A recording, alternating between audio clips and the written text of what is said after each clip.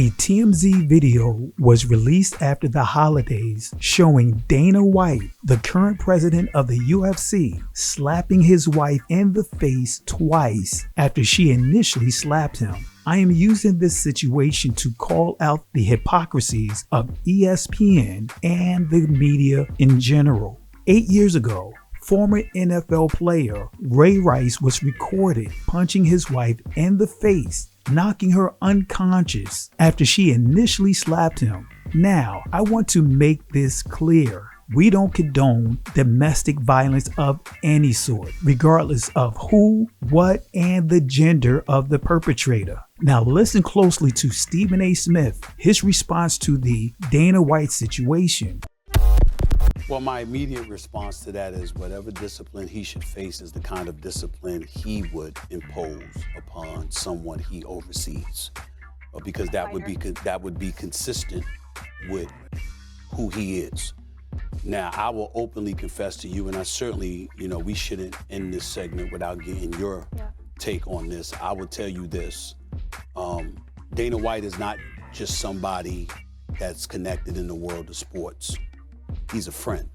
I love the guy, personally. So this is a very hard subject for me. We talk all the time. We certainly connected briefly since this happened. He knew there's no way on earth that I wasn't gonna talk about it. My heart goes out to his family because this is a very, very embarrassing situation. He says it has never, ever happened before. He's completely ashamed and utterly disgusted with himself that he finds himself in this situation, that he would ever have done such a thing to a woman he's been married to for 30 years, who's the mother of his 3 children, and he makes no excuses for it. And I think it's important to point that out. I also think it's important to point out that she validates what he asserts, that it's never happened before, that it was completely out of character, and she even pointed to the fact that they were out and they were drinking and all of that other stuff as well.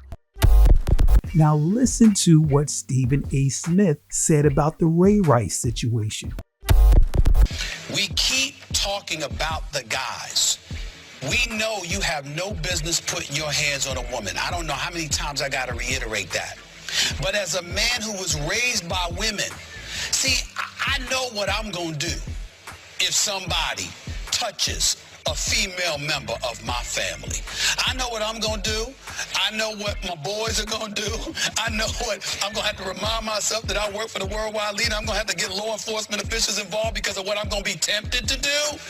But what I've tried to employ the female members of my family, some of who you all met and talked to and what have you, is that, again, and this is what I've done this all my life, let's make sure we don't do anything to provoke wrong actions. Because if I come or somebody else come, whether it's law enforcement officials, your brother, or the fellas that you know, if we come after somebody has put their hands on you, it doesn't negate the fact that they already put their hands on you. So let's try to make sure that we can do our part in making sure that that doesn't happen. Now, you got some dudes that are just horrible, and they're going to do it anyway. And there's never an excuse to put your hands on a woman.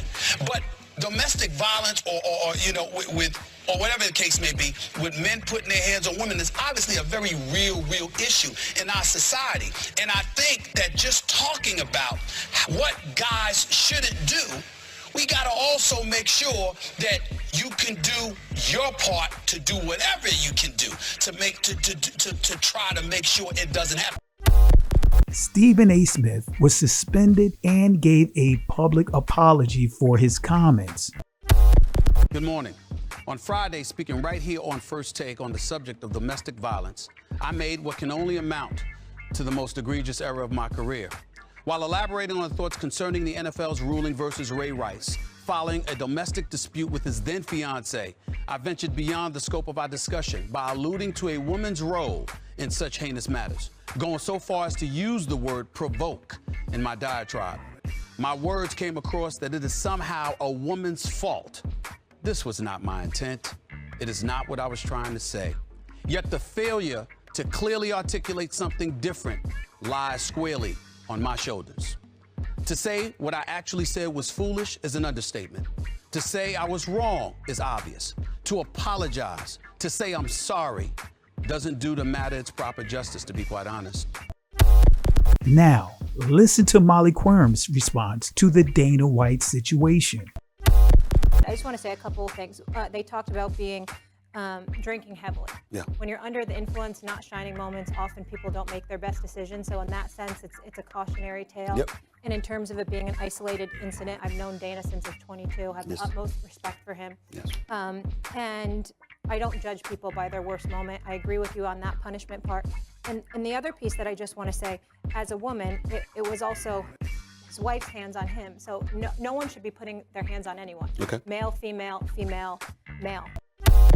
What's the difference of what she said in comparison to what Stephen A. Smith said about the Ray Rice situation? Molly is holding both Dana White and his wife both accountable for the situation, blaming the alcohol. She acknowledged that Dana White's wife struck him first. But again, what's the difference between her response and Stephen A. Smith's response? What's your thoughts? Before you post your comments, click the like and subscribe to the channel.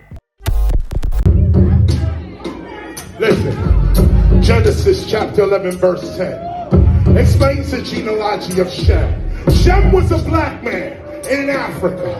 If you repeat this back, Genesis 14 verse 13, Abraham steps on the scene. Being a descendant of Shem, which is a fact, means Abraham too was Abraham, born in the city of a black man called Nimrod, grandson of Ham.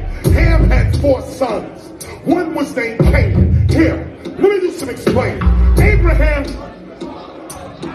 Isaac was Jacob had 12 sons, for real, and these were the children of Israel. According to Genesis chapter 10, these were the children of Israel.